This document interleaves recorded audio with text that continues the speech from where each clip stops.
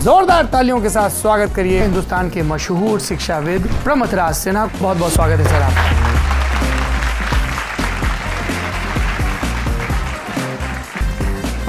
ISB के बनने की कहानी बताइए, इंडियन स्कूल ऑफ बिजनेस। रजत गुप्ता जी, एक दिन मैं उनसे मिला तो उन्होंने कहा कि भैया एक बिजनेस स्कूल का प्रोजेक्ट आया है, और तो मैंने कहा कि भाई मेरे पास तो MBA ही नहीं, मैं क्या करूं। तो उन्होंने कहा अच्छी बात है, तुम्हारे पास MBA नहीं है, तुम और अच्छी बिजनेस स्कूल बनाओगे। कि मैं कहाँ फंस गया।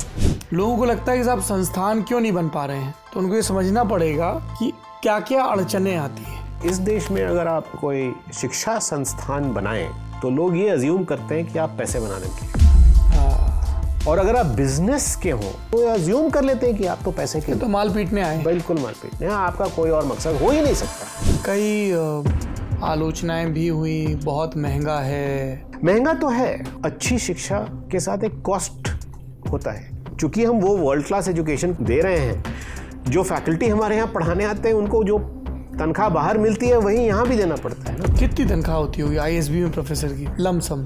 स्टार्टिंग सैलरी 60-70 लाख से होता है, और क्लोजिंग सैलरी 2 करोड़ के ऊपर तक। आपने हिंदुस्तान में कई संस्थान बनाए, किस तरह के बुनियादी फर्क देखते हैं आप अमेरिकी यूनिवर्सिटीज के सिस्टम में और हिंदुस्तान में? जो वहाँ के यूनिवर्सिटीज़ हैं, गैर सरकारी प्राइवेट जिनको हम कहते हैं, उनको बहुत ही ज़्यादा छूट है। हमारे यहाँ प्राइवेट नाम की कोई यूनिवर्सिटी नहीं है, क्योंकि हम सब सरकारी यूनिवर्सिटीज़ हैं। एक तरह से अप्रूवल या लाइसेंस दिया गया है। इस क्षेत्र में लाइसेंस राज है, आपको मान्यता दे रहे हैं, लेकिन आप क्या कोर्स आप पढ़ाएंगे, कितनी फीस चार्ज करेंगे, कितने बच्चे आएंगे, इसका सब निर्णय हम लेंगे। खर्चा बहुत आता होगा इन यूनिवर्सिटीज चलाने में, वो सरकार देती है खर्चा या ये खुद से जुटाती है फंड? हार्वर्ड, कोलंबिया, येल, ये जो यूनिवर्सिटीज हैं, इसको सरकार खर्चा नहीं देती, वो फीस से चलाती हैं। हम क्यों पैसे चाहिए होते हैं एक यूनिवर्सिटी को? उस समय हमारा एस्टिमेट था कि 20-25 करोड़ में बना लेंगे। आज के दिन में हमने 3000 करोड़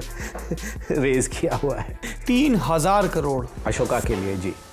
जितनी यूनिवर्सिटी है देश में सरकारी, 1-2 को छोड़ दिया जाए जो अच्छा कर रही है, बाकी की हालत बहुत खराब है। इसमें सुधार के लिए क्या असर करना चाहिए? अगर हो सके तो कुछ इंस्टीट्यूशंस को लेके और उनको वो फ्रीडम और ऑटोनॉमी और रिसोर्सेज दे के आगे बढ़ने देना चाहिए।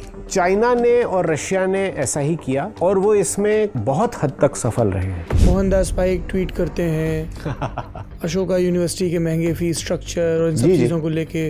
One of the founder Sanjeev ji उस पर रिस्पॉन्ड करते हैं।